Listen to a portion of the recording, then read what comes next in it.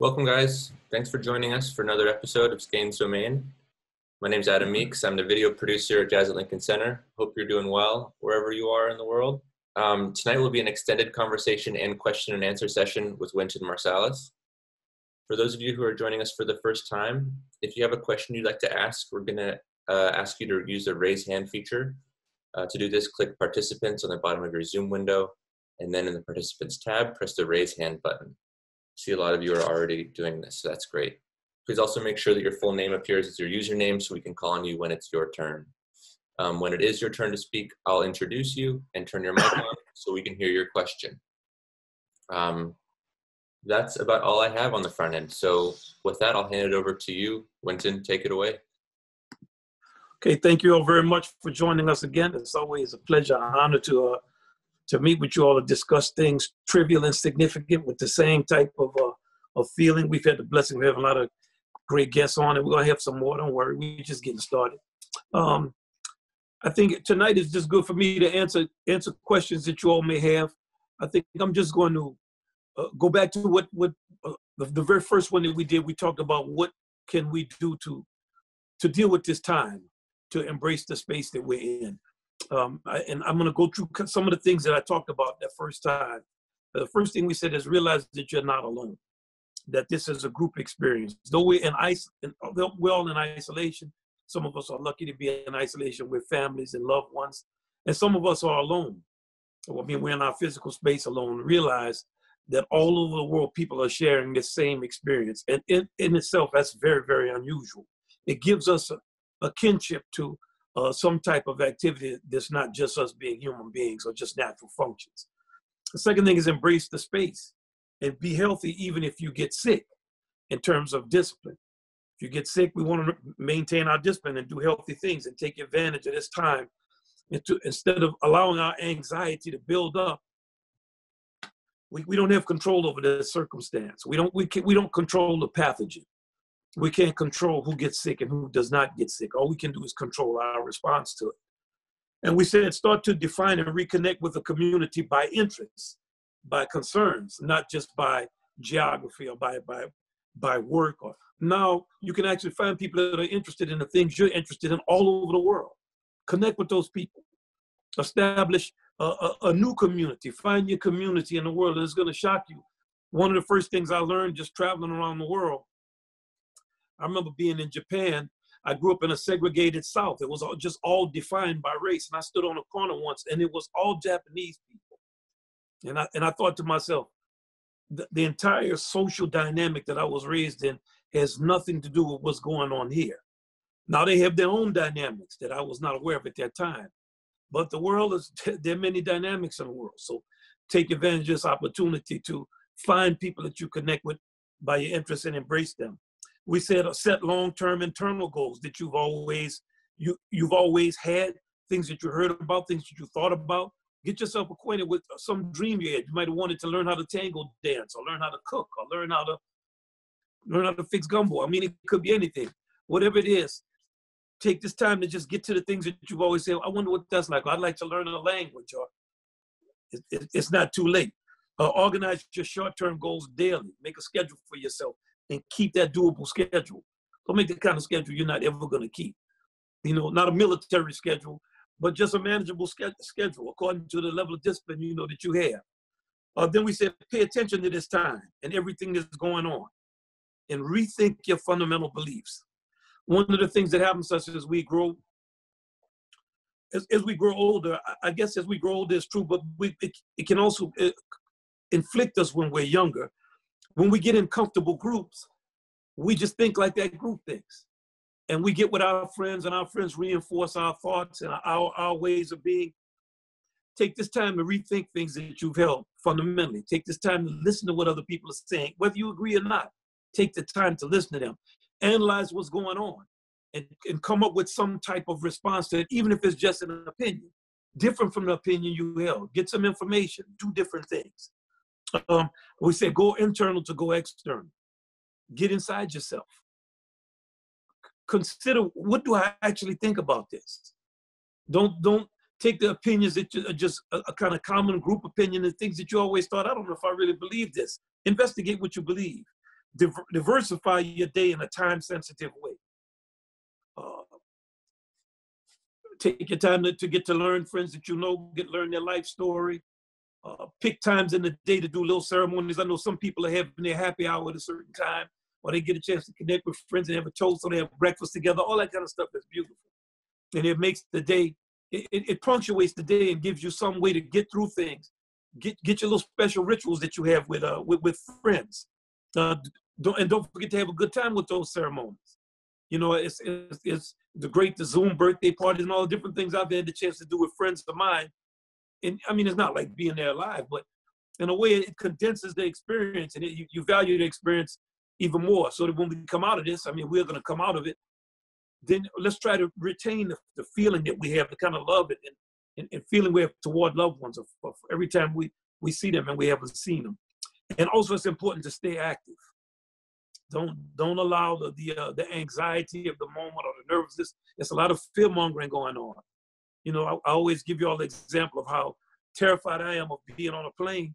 That means that I am, no matter what happens on that plane, I'm scared. If it's not making a sound, something is going to happen. If I'm in the line, I don't want to be in the line. If any sound is made, something bad is going to happen. If it's taking off, it's going to crash. If it's landing, it's going to crash. When you're in a state of terror, you become irrational. The fear makes you irrational. Don't fall victim to that. You know, I always use that as an example because it's easy to give advice about things that you can't reflect on your own irrational behavior. Because I know no matter what, I can tell you these things, it still doesn't make me not be afraid when I'm on a plane. And but it's important for us to stay active in some type of way, have these goals. And those were the things that we covered. I don't know how long it was, almost 60 days. It's been a long time. And it's going to be longer.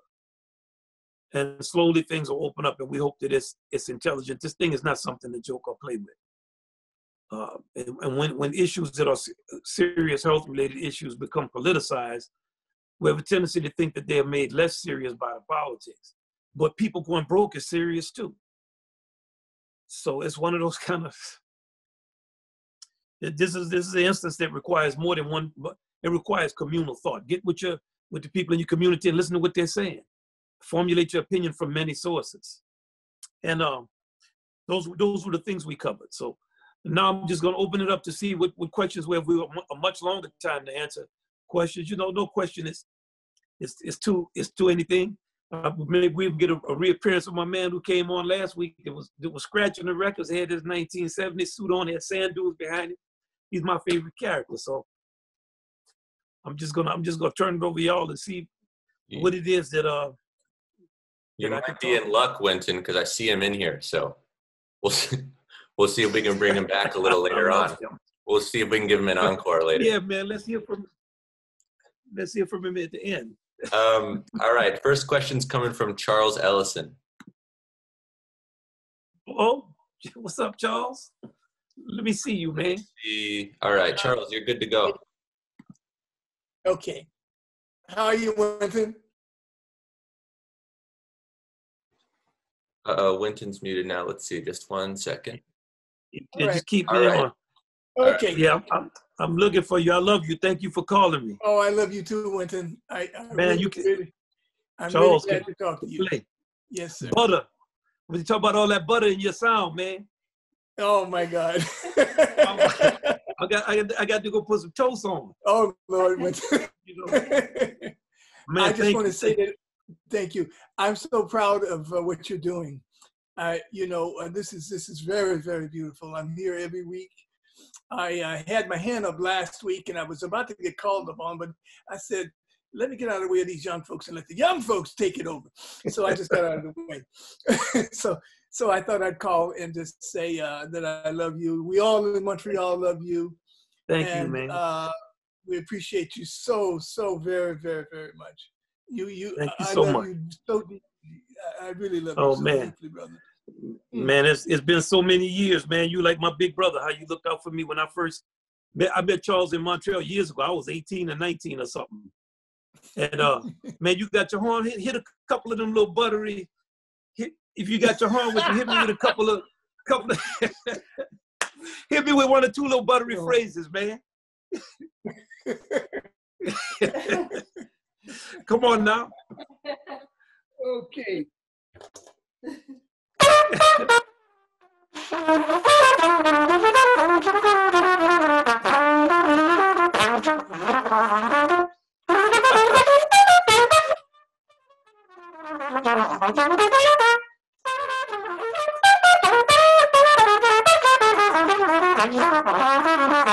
So forth and so on. Oh. I love it, man. Oh, yeah. But you know, since we were together, I've had a heart attack, man. Oh man.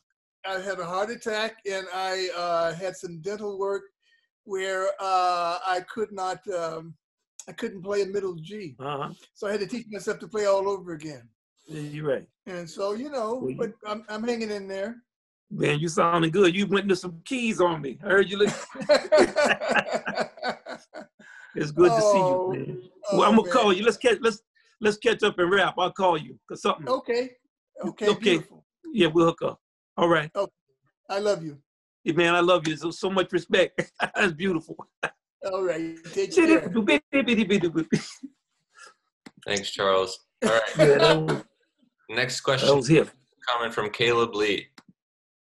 All right, now, Caleb, you got a good name. Caleb, go ahead. Caleb, you there? All right. Hi, Mr. Wynton. This is... Hey, yeah, go ahead. Yeah. Okay. All right, so this is speaking from Sydney, Australia. It's pretty chill out here. It's great honor to speak to you. And my deepest condolence to your loss. Just to talk about myself, I was born from Korea, and I moved to Ghana in West Africa when I was like 12 years old. And then I went to Seattle for my university to study physics.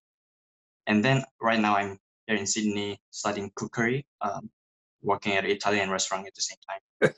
And quite an extraordinary life. So my question is related to regarding my past and me becoming 29 years old very soon. I just want anything from you, your wisdom or your idea, your opinion, or just anything that will really make me become myself. Because music, even though I'm not a professional musician, music has always been something that was at the back of my head, whatever I was doing, when I was studying physics, when I was cooking, when I was working in my parents' restaurants. Music, the older I get, it just becomes the reality. It just shows that it was something that I was supposed to do. It was supposed to be what I'm supposed to do, my fate. But I was always compromising myself and tricking my mind that it doesn't have to be my job or my thing. And also my environment that I was in, and my parents, my Korean father, brainwashing me, music just can be my hobby, and things like that.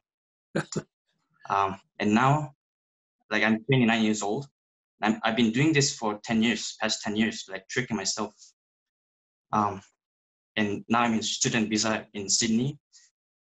It's not like I can go to school. I can go back to US to study music in Berkeley College.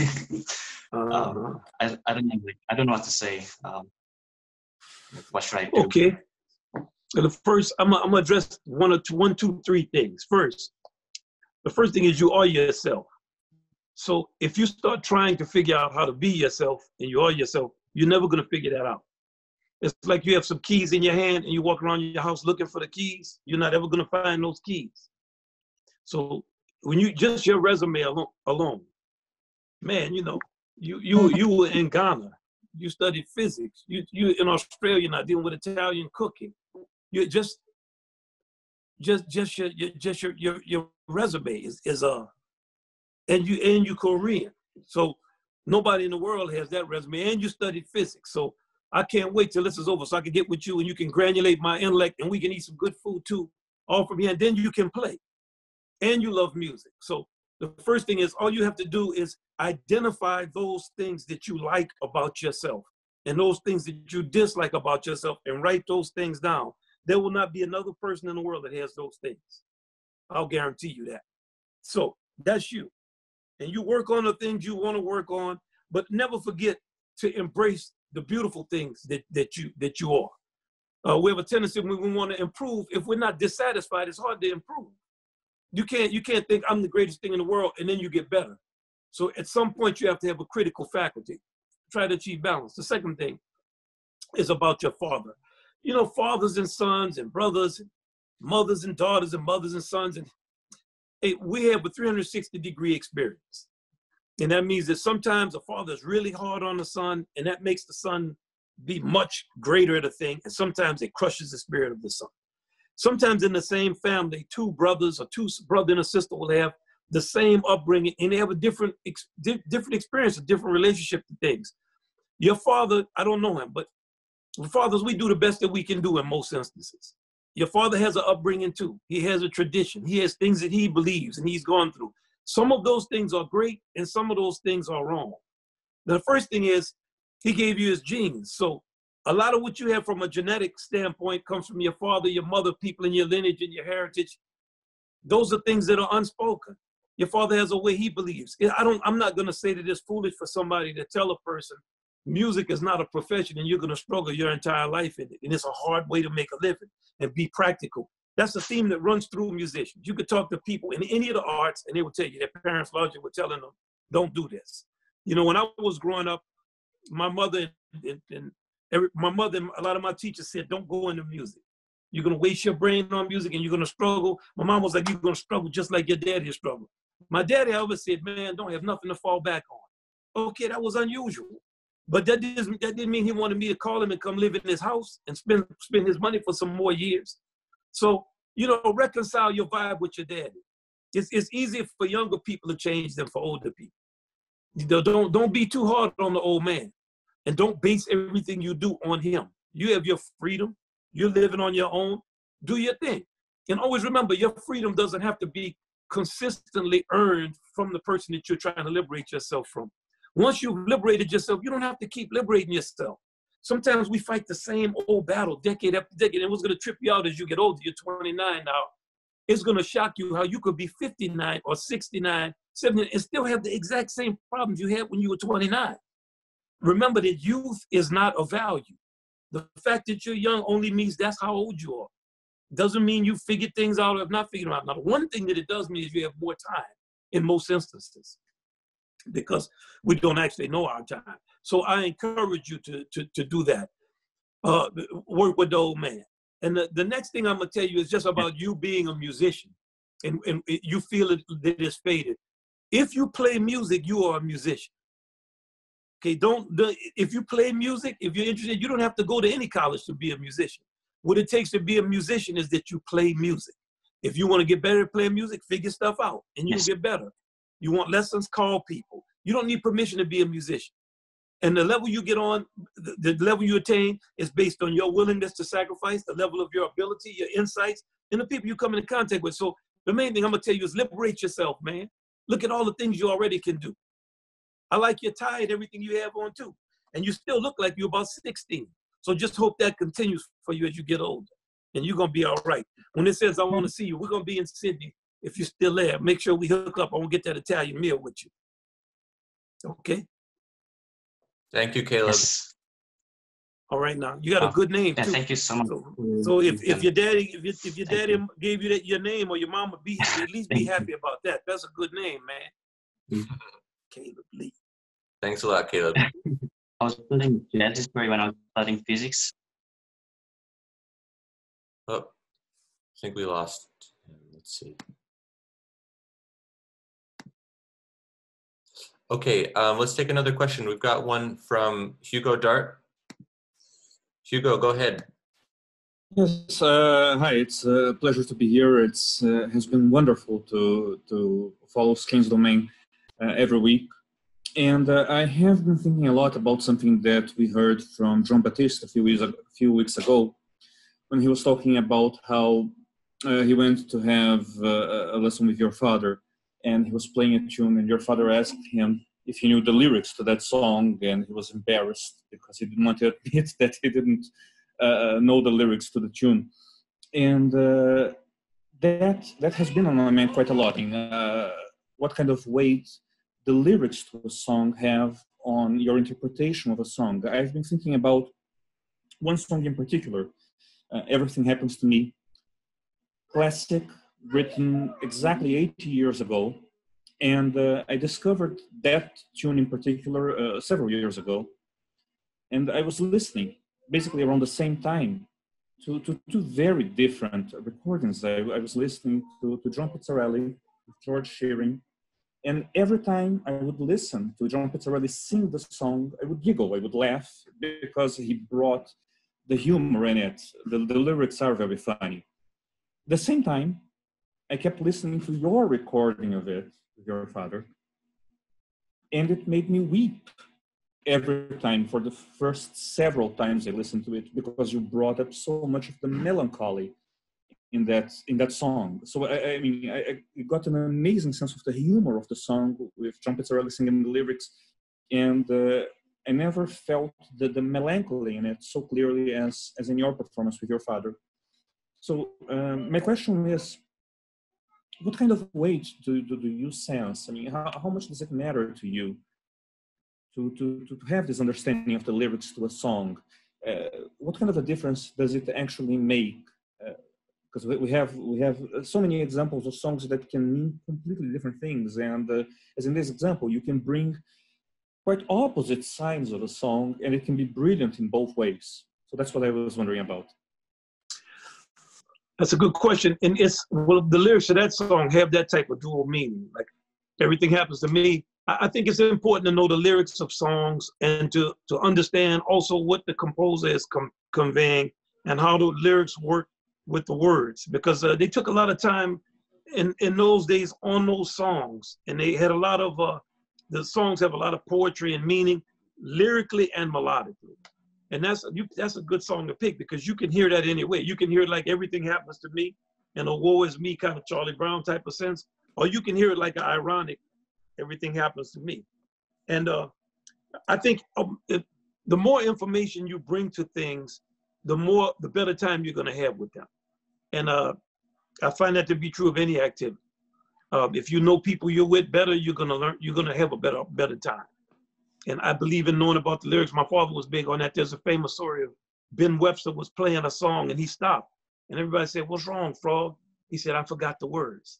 So I tend to believe when you know words, when you know periods, when you know what environment it comes out of, when you know the tradition of a thing and what meanings are, you're going to play things better. You're going to have more latitude. And in actuality, go back to what I was saying earlier about 360-degree experience.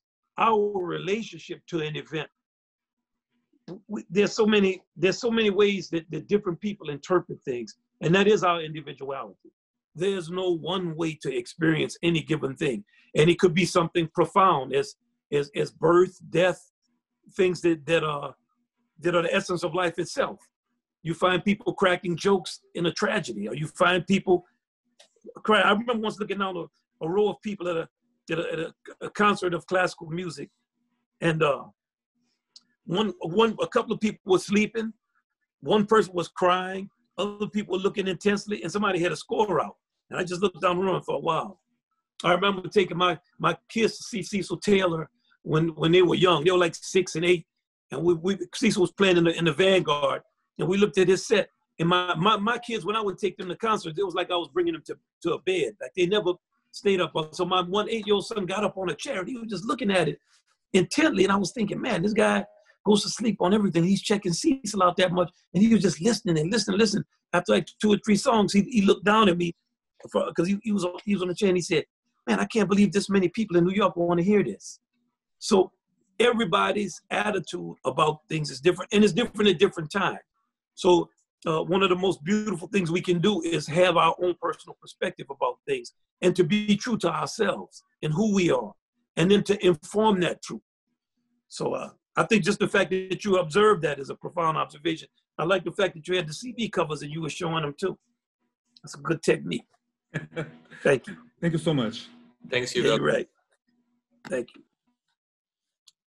All right, let's take another question, this time from Chaliza Fonza.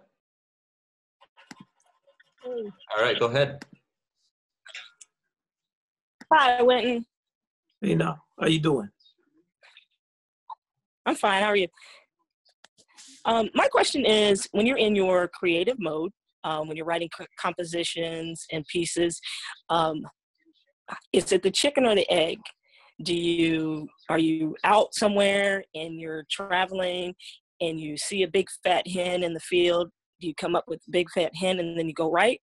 Or do you have the music and it's in your head and you're thinking about it and then you name it afterwards? So that's my question. You know, most of the times I name stuff afterwards.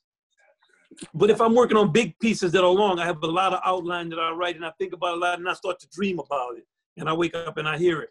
But I also clown all the time. Like I come up with songs for people's names and have little ditties that I'm singing and put rhythms to stuff when I hear it in the street. I don't know why. It's just hard for me to keep still. So, you know, I mean, I don't have to, I just have to, if I put my mind on something and I start working on it, like with Big Fat Hen, it just make the chicken sound on it. Because Herlin Riley taught me how to make the chicken sound on a trumpet. I remember I heard him making the chicken. He was.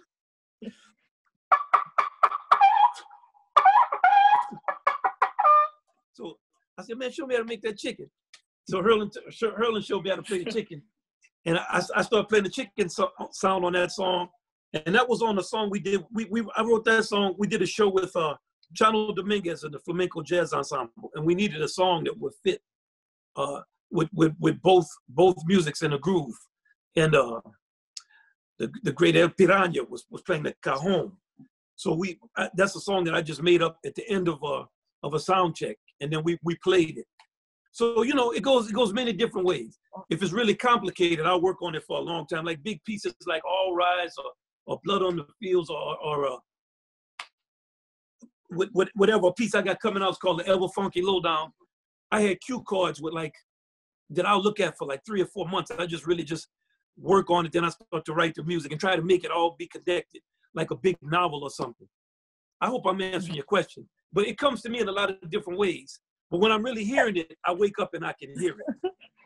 And I don't know why, because I don't have a perfect pitch. But when I wake up, I'm always singing in the key of the music that I'm working on. And I don't know why. I sing it into my phone a lot of times. Wow. Too. Keep your phone. Sing into those little voice memos. That's a lot of fun too. Thanks for your question, Chalisa. Thank you. I like your name too, Chalisa. A lot of good names tonight. Thanks. All right, next question's coming from Adrian Novik. Adrian. Hello. Hey, how are you? How are you, everybody? Good evening. This is Adrian here from Chicago. I would like to take a ride on a little bit that Caleb was talking from Australia. I'm gonna follow up 30 years later from you, Caleb. So I'm Argentinian. Spent most of my life in Brazil, and I came here 20 years ago for a study and for 2 years assignment. And the assignment was over, and I got a job here, and I stayed. And I used to say that I like the summer here, and I survived the winter. And one of the key points of the winter is when the Lincoln comes here to play at CSO close to my house, and I always can go there to check the orchestra. So, Wynton, my question to you is the following. I'm not gonna be 30 anymore. I'm gonna be 55, I guess, somewhere. And you said something in the beginning here about what's going on here, and my grandparents came from concentration camps. I went through the Malvinas War in Argentina. Mm-hmm. We went through the 9/11 here. I was already here, and every time that something like this happens, what comes to me is the sense of urgency. Is don't procrastinate, don't leave things for tomorrow, take care of your health, all the things that you were talking. And this is what we are going through right now. It's gonna pass, but we need to be resilient. We need to take care of our bodies. So going to the question, I'm sorry, going a little bit long here. So in my 54 years, I was in a hurry to be an engineer. I worked developing cell phones 25 years ago. Now I'm doing other things. And my music desire was always procrastinated because a little bit like you, Caleb, I had my Argentinian father was probably close to your Korean father, probably. And I'm still getting, especially with the pandemic here, the need to go back to the things that are important, and the music is something that's important. So I think that Caleb, I already asked you, so this question already, I think that the answer is yes, go ahead. Even I haven't been playing, but 54 is still a good time to start. So I go to the second question. So Caleb, you have time, huh? We both have time. And we can do a churrasco with Italian food sometime, someplace. You know, that could happen. We're laughing now, but it could happen. So, and actually, one more point before my question. And this is when I saw Carlos Enrique and Chris Cronshaw playing here in Chicago. Sometimes you call out who is the composer or who is the arranger. I have this feeling. I say, oh my God, those guys are 25 years or 30 years younger than me, and they can talk. They can express themselves with the instrument in a way that I can barely say in Spanish or in Portuguese or in English or whatever. So the second question, now that Caleb already asked the first, and I have a chance to go back to study music, is the following. When I talk, no matter what language I talk, if I talk in Spanish or in Portuguese or in English, the way that I was educated was the words are yours until they are out of your mouth. And when they are out of the mouth, it belongs to whoever listen and the interpretation you lose control of that. And the way that this impacts me is that you can see the way that I talk. I think at the same time that I'm talking. And the impact that it has when I try to improvise, when I try to learn my scales and my modes, and then, okay, Adrian, you go now 8 bars or 9 bars or 10 bars. I can feel how I freeze. It's like, I feel like, oh my God, this is the right note that I want to say. This is the right message. What exactly can I say? And when I hear the orchestra, or when I see the Jazz at the Lincoln or other orchestras, and you see the fluidity that they can improvise, it's something that amazes me. So the question is, how people that are in the very, very high level like you and your colleagues are able to detach yourself from this, oh my God, this is exactly what I want to say, and just say and send it out, and hopefully it works, right? So, right. Well, not hopefully for me, not for you, but no, hopefully.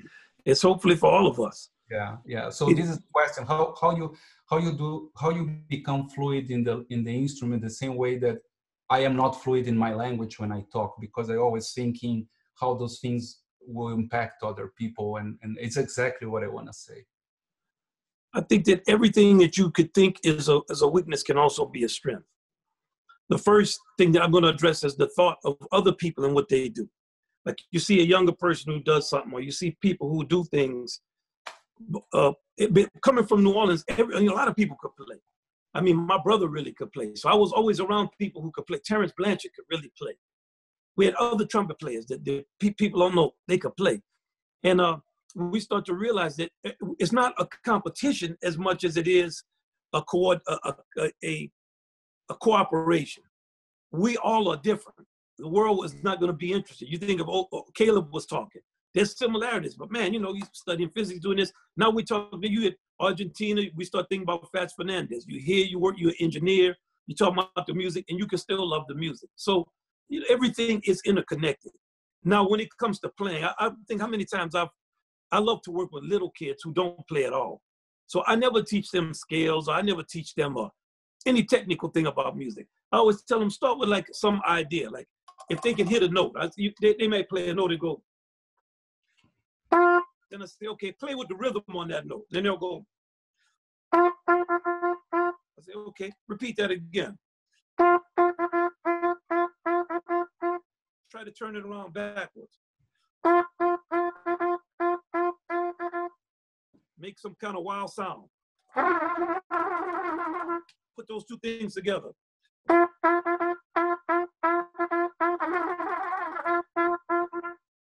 Then just by giving basic things on one note, they start to realize that, hey, when you're improvising, it's just like talking. So you don't think about all of those things like what the note is, what the scale is. You only think ideas. And when you get in that stream of those ideas, the ideas start to come to you just like when you're talking. And you're going to miss notes. You're going to make a mistake. You're going to misspeak, but you keep going because you're trying to communicate an idea, and the communication of that idea is more important. And the same thing is with if you play on a song with changes. Like if you play on something like All the Things Joy has a progression, and you say,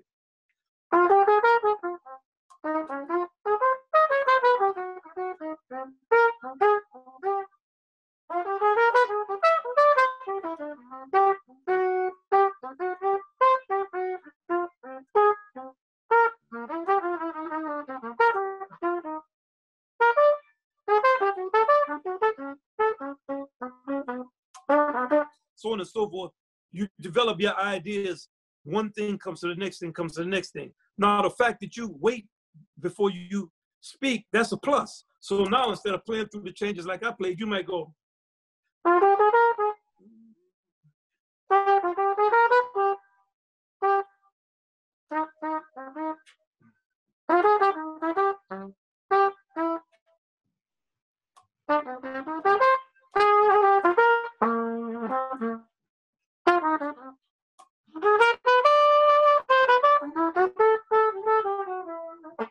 You start to, you take your time more. So when you get to that point where you're taking your time, instead of filling the space with fear and anxiety, fill that space with what you're hearing. Because when you're playing, you don't have time to think about anything. You don't have time to think, what are people playing? What's the next chord?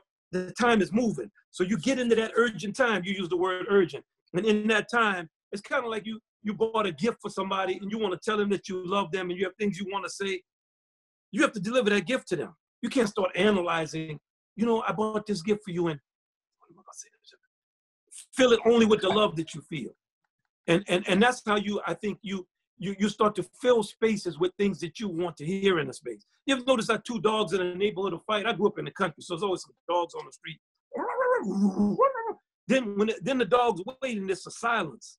And when they listen to that silence, one of the dogs don't like what they heard. They walk away. Very powerful. I always say when you're trying to deliver something to someone, if you give someone a gift or you tell them something that means something, even if you're telling them something that you don't like, you know, I really don't like the way you talk to me. You better wait after you tell them that. You know what I'm saying? I really don't like the way you talk to me. Hey, did you see the basketball game last? You have to let things sink in. So I think you can use that space to your advantage. Just don't fill the space with anxiety. It's like Jim Hall, right? When he plays the guitar, that he has this space, and the space are notes, right? That are part of what he's saying, right? Yeah, yes, he definitely is very patient. And famously, of course, Miles is very patient. Monk, very patient. Bill Evans, very patient. It's a category of musician that is very patient. And study those musicians. And instead of studying the technical things that people study what they're thinking about in the silence. Go into the negative space. And it's always a good practice when you study the space that's obvious, and then study the space that's not obvious. So, and that will help, I think. Thank you very much. One of the things also, just to finish, I'm sorry if I talk too much.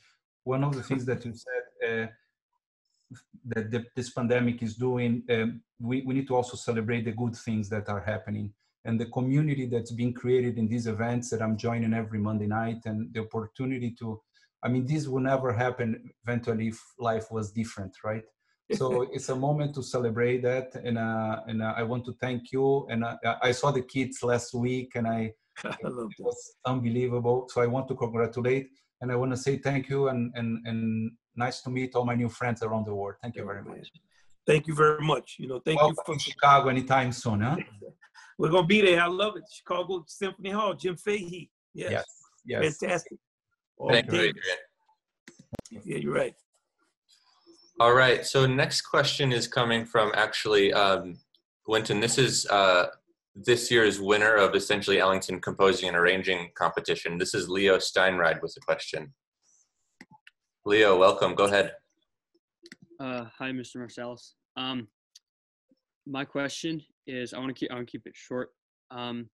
Recently, I watched an interview with you, and you said a lot of young people come to you looking for meaning.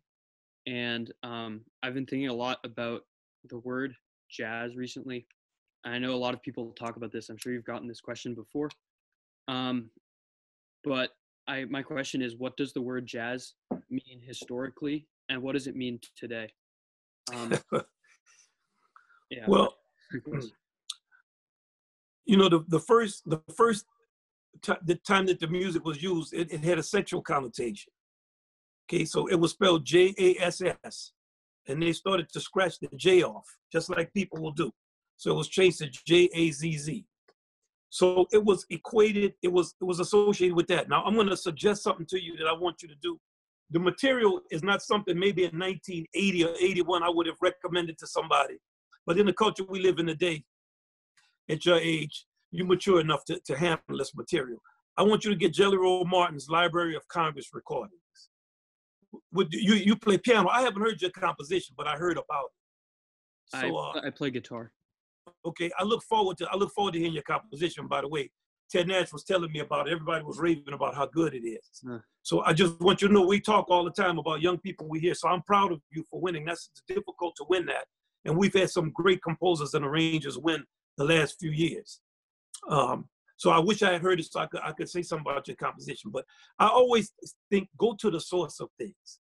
Call the Tulane Library. I don't know if they're open now, and the whole Hogan Library. Call them and see if you can get all the interviews of the earliest jazz musicians. Take your pick and go through them and see Johnny St. Cyr and get the early musicians. Danny Barker is another good source of information. Great banjoist and guitarist.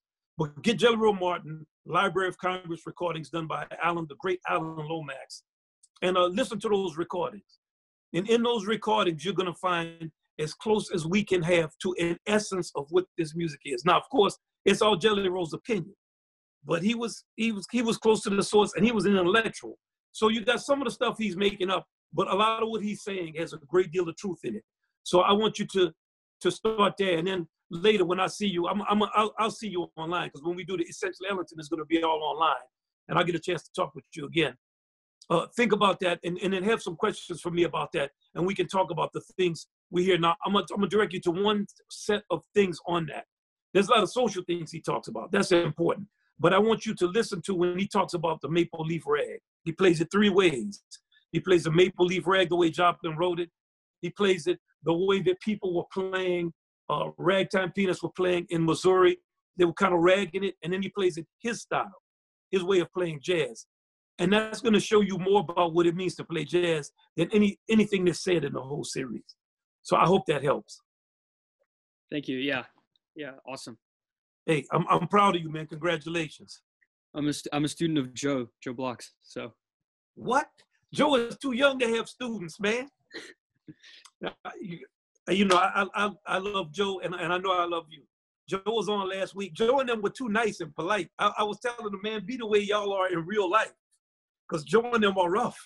You know, every time you say something to Joe and them, they have other things but you know, congratulations. And you couldn't have a greater person to study with. And it's great to see a younger person learning from another younger person, because Joe has a lot of intellectual integrity, and he's a seeker. So great. Yeah, thank you so much for answering my question. Man, thank you. Thank you. Don't stay up too late, son. All right. Let's take another one. This next one's coming from Casey Clark. Casey, go ahead. Hi, I was just wondering, how do you stay motivated during this time, and what's your mindset of doing so? Well, my mindset in this time is urgent, because we're trying to keep our organization alive, and for performing arts organizations and for musicians, freelance musicians, it's virtually impossible And for us to not be able to open and not be able to play gigs and not be able to have any way to have revenue, but to still have bills, I'm urgent, and we're all urgent. So I'm not having any problem with stuff to do. I literally have been on the phone today since 9 o'clock this morning with maybe 30-minute break, just trying to get people together, our community, find resources, plan what we're going to do, talk about how we can be more organized and more focused. I played one of my parts. I got it sitting up here. We're doing a new thing of Chris Crenshaw's piece, Conglomerate or Conglomerate. We're doing a virtual recording in the band, and cats are putting their parts in. I had to put my part in. And we just, Adam, who's hosting, we keeping him up day and night working on films. So he and Chloe, I don't know how they're up right now, but we're working and we're trying to uplift people and fulfill our mission in this time. And I need to get on my horn more. That's why I have my horn out here tonight. My goal for this next month is to really practice and get my 14 Auburn characteristic studies together, so that I can let Anthony Hervey know that I'm still serious. And I hope I answered your question, but I'm urgent. I want you to be urgent too. Set your schedule. Think of some things. You set a real far off goal that's really difficult that you maybe won't achieve, and then set a bunch of little goals up to lead to that big goal. And then I'm gonna talk to you in 2 months after this, and we're gonna see where you are. Okay? Thank you. All right, I'm serious now. I'm not joking. All right. Next question is coming from Sarah Frischer. Hi, Sarah, Wynton. go ahead. Hey, now. Hi, Wynton. How are you today? Good. How you feeling? I'm good. I'm probably the only one who likes being locked up at home. I have an idea, though.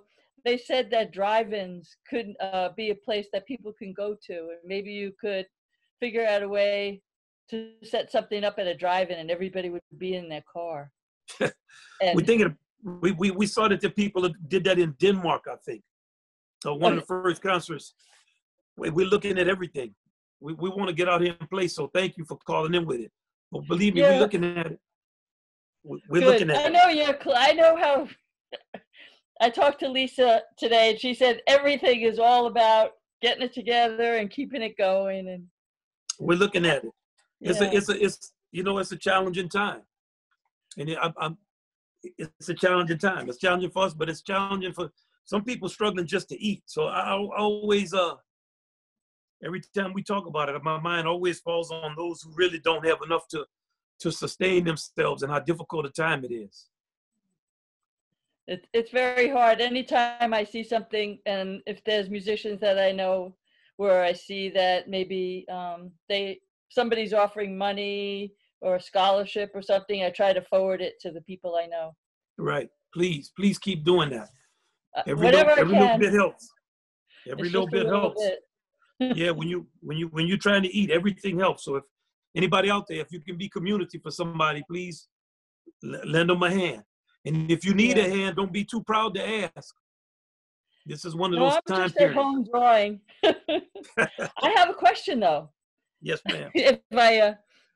So I've been drawing. I'm not a musician, and I left my job because I wanted to leave my job, and then they wanted to put me in with lots and lots of people all the time, and I was like, this thing is contagious, and I can't do it. I got to live. I have a plan. I have tickets. I have my subscription. I got to be someplace. And I've been drawing like great masters drawings upside down, so that I can find the spaces and maybe just like get the composition or the shapes of the big parts. And I wonder about voice, because I wonder when you do a cover of someone's song, when does it become yours? Like I think just by the nature of your playing, you're gonna have things that you will do that other people won't do. And I think I would always say sometimes years ago, like when Roy Hargrove was young, and the older musicians would tell me, well, we can't tell what none of the younger musicians are playing. They don't sound individual. And I would say you have to listen to them enough to hear their individuality. So I think stuff is always yours. It's just a matter of you identifying what you want to take out of your playing and how you want to put more of the thing that is you into it. I love the fact of you painting something upside down. We were talking earlier about the negative space. And I think that when you look at things from a different perspective, there's a lot to be found in there. And Monk was that type of musician. He was always in the negative space. That's why his humor, why he's always so funny. You ask him, what's happening, Monk? He said, everything is happening all the time. He would go out to clubs and people would say, can you give me $20, Monk, or can you give me $40? And Monk would pull $1,000 bill out of his pocket and say, can you break this? So he understood the negative space, and his playing is that way. So, you know, I think that, and some people just have a lot of individuality, and others of us struggle with it. And nobody, I don't think anybody really knows why. But you have to have kind of the confidence in what you hear. And a lot of this stuff is very mysterious and spiritual. But it has to do with belief and belief in your voice and trying to search for that with a certain type of intensity. I know I would talk to Arnett Coleman, and he suffered a lot because of his individuality. And he used to always say, music is not a race, it's an idea. Yeah. So the kind of competition in people, he always said, it's an idea.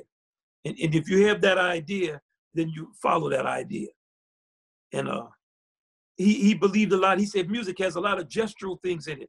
And you know, I think the page is like that. Artwork is like that too. All the arts I feel are connected. And when we look at all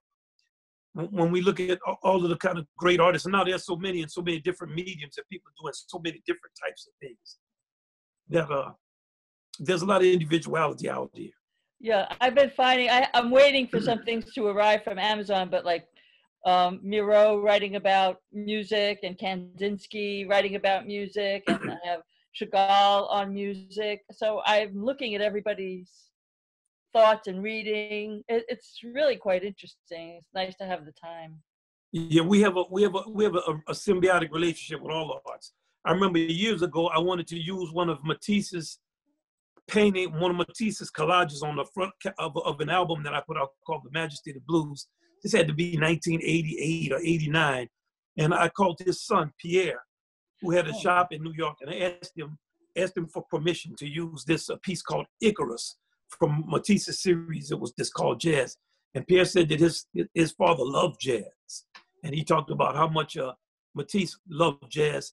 And later, knowing Romare Bearden, he was always talking about Matisse and the love Matisse had for jazz. And Ted Nash did a piece called Portrait in Seven Shades that was about, he had Chagall in there and some of the other great artists. And we did a second series that dealt with American South American artist. Papo Vasquez did a great piece based on Wilfredo Lam's work. And then we did a piece last year, I think, with Crystal Bridges, Museum of American Art of VIC. And yeah, we had a lot of different pieces. Everyone in the band wrote a different piece. So yeah, we have a lot of relationships with museums, and there's so many great museums and great artists around it. Yeah, we got to continue to do that kind of thing with more intensity. Yeah, thank you. Good luck with everything. My heart is with you every day. I wake up and just hope that there's some pieces that you can get together that make it work. Yes, ma'am. Thank you so much. We're trying. Yeah. All of us, not just the orchestra. We all trying. The entire staff, everybody. We trying to be for real. Thank you. Thank you, Sarah. All right. Next question's coming from Anthony Session. Anthony, go ahead. Hi. How are you, sir? All right. Now, how you doing? All right. I asked Camille last week. I don't want to be long-winded. I want to get this out there. Growing up, you know, I did a lot of listening to the R&B stuff. Growing up in the Fort in Brooklyn, you know, I wanted to play horn, but we always had a basketball in our hand, you know, with the King Boys and some of the other guys that we played with in West 4th Street and all of that. So I never really got the music. How can I say? I never learned how to play. Mm-hmm. So now that I'm really trying to take it serious, you know, with my horn, it's a little tough. But my question deals with confidence. I can talk to anybody. I'll play ball against Michael Jordan. He gonna beat me, but that's okay because I'm not scared. You You know, I don't have a fear of that. But Adrian touched on it, and I really appreciate, thank you, Adrian. I don't have the confidence to improvise in front of people. How do I possibly get over that? Man, if I could answer that, I would get over being afraid on a plane. Man, I've been in every type of flight simulator. I've talked to every kind of pilot. I've done, you know, what I don't know if I'm the right one to give advice on that. The only thing I can say is the more you do it, the more you do it. So sometimes if we have tours, we have to get on 4 or 5 flights. Okay, you know, I endure it, and I can okay. I mean, after a while, I get used to doing it. But I really think the more you do it, and do it around friendly people, and I think it's great at any stage of your life to pick up things and learn them. And I think another thing is just accept the level that you're on. It makes you even more nervous if you're trying to be perfect or you think people are judging you. Man, people thinking about themselves most of the time. They're not judging you. Get out in there and play. My dad used to always tell when I was young, I play in parades. And I mean, I really couldn't play, but I'd be standing up there playing. He said, man, ain't nothing wrong with being sad.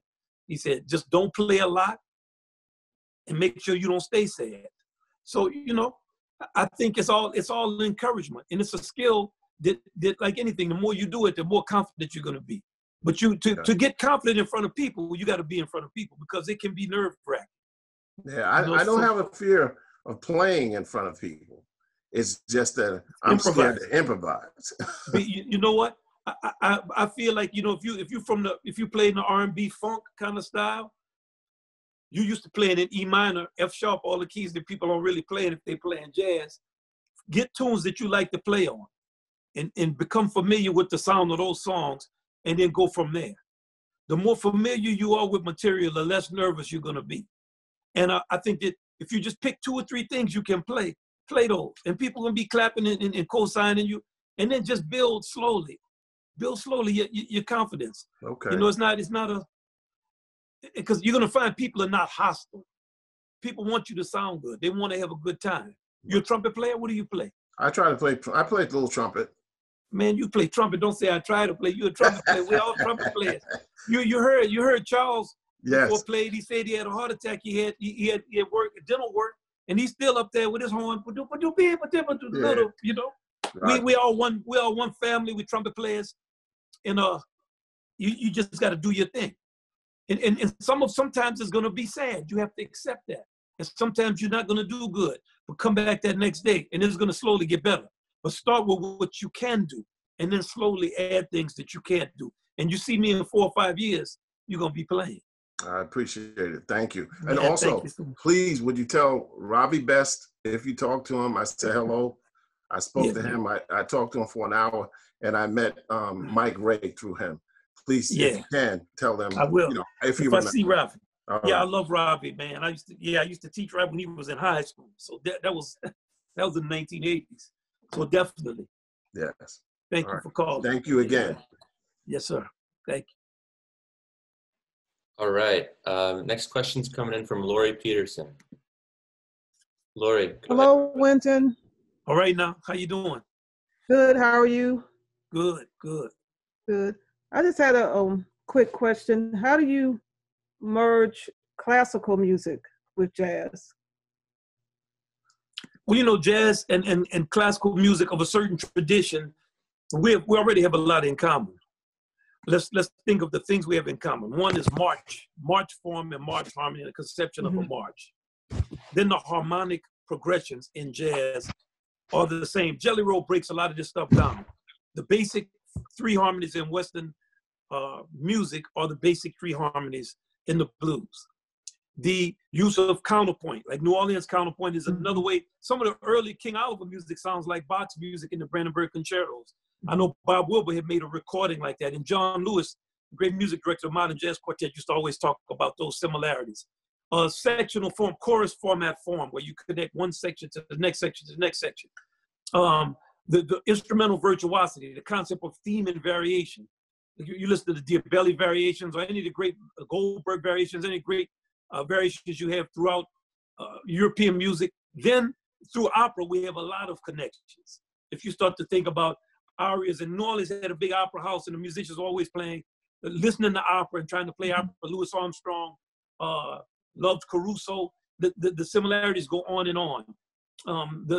We speak in the same syntax, in the same language. Like what it takes to hear a Shostakovich symphony is the same as what it takes to play Duke Ellington's Harlem. It's the same kind of spatial relationship of music registration. The exposition of form is the same. The concept of development has a lot in common. So what you do is first try to understand the two instruments. And the instruments exist in families, and they're expressed in registers. And when you start to understand how those registers are expressed, like you got your flutes and you got your flutes and your oboes, you got your clarinet. Your clarinet supposed to get down in that trumpet range, and then you get down. Clarinet goes from that trumpet range down to where the trombones are. Now the French horn is the key to all of that stuff because they're in the middle. They're like a saxophone section, and they sit up in the middle. They're woodwind and they're brass, and then you get down lower and you start to get into your trombones. That's what we have our trombones. You get down there and you got your tubas and your contrabassoons and your bassoons. You got all those low instruments, and then you got your string section. You got the violins up there with the flutes. You got so on.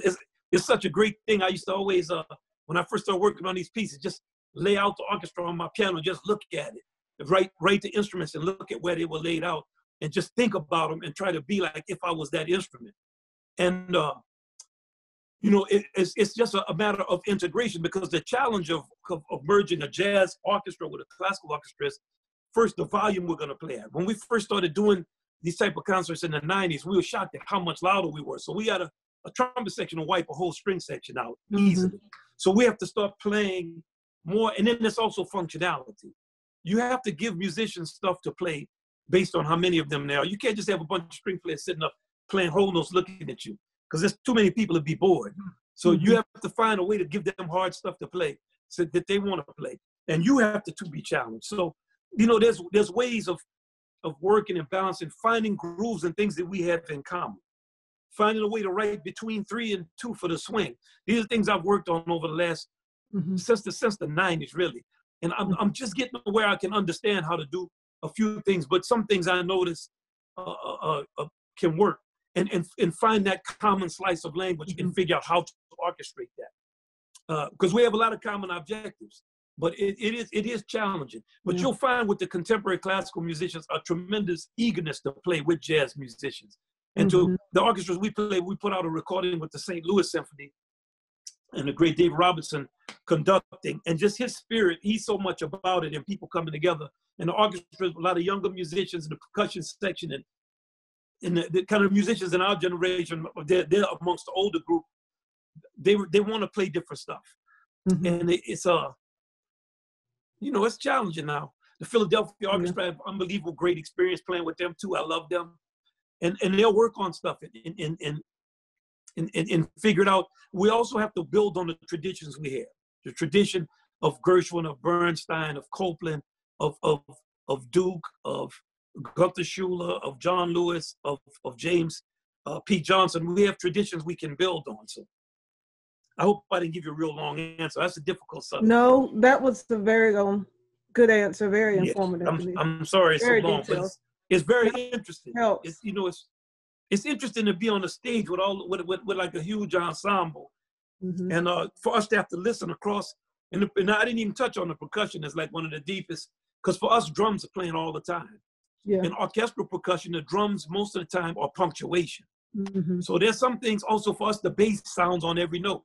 In orchestra, the bass is not sounding on every note. So we got the extreme highs, we got cymbals playing.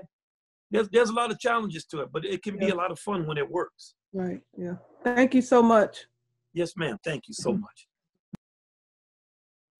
All right, next questions come from Joshua Polion. Joshua, you're unmuted. Hey, hi, Wynton. What's going on, man? What's going on? So my question is about college and college scholarships.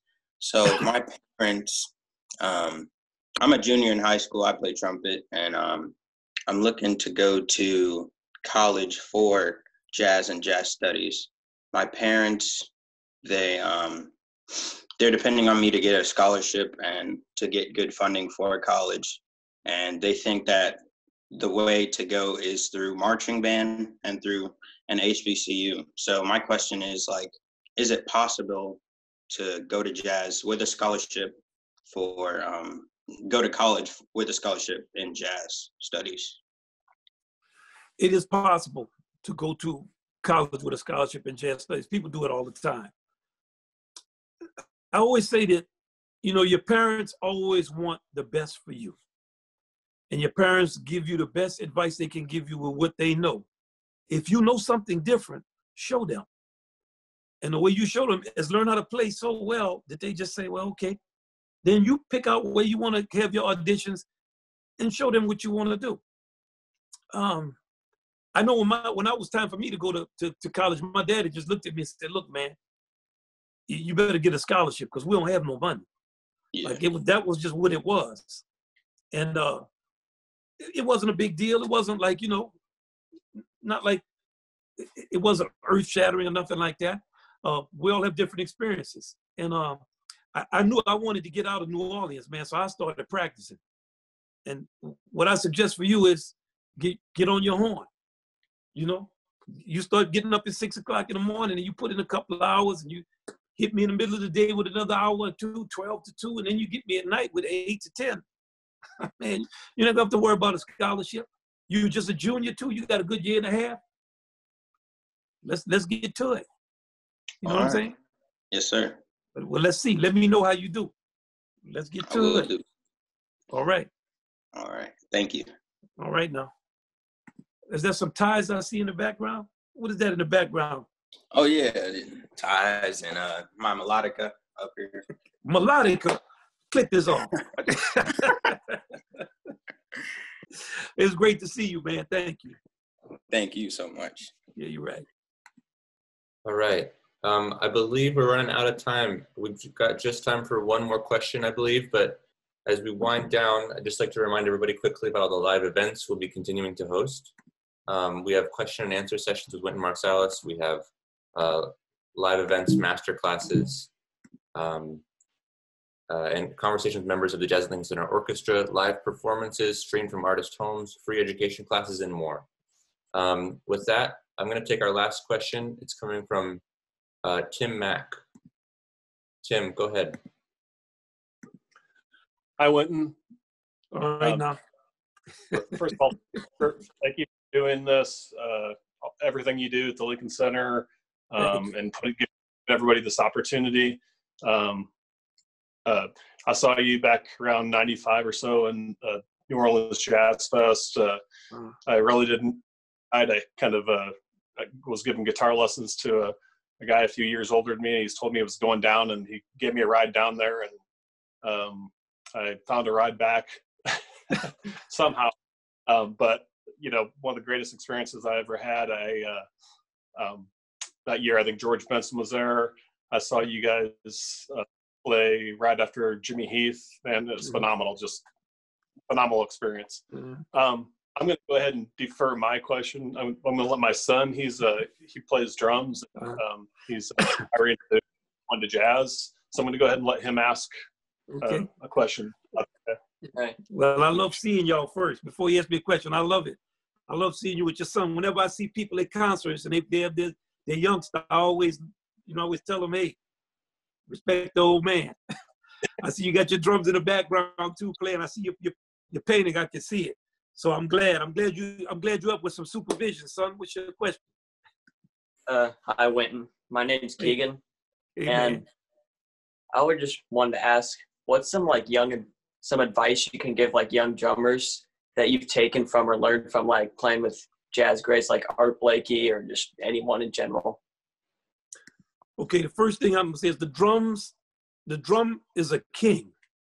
The drummer is the leader. The drum is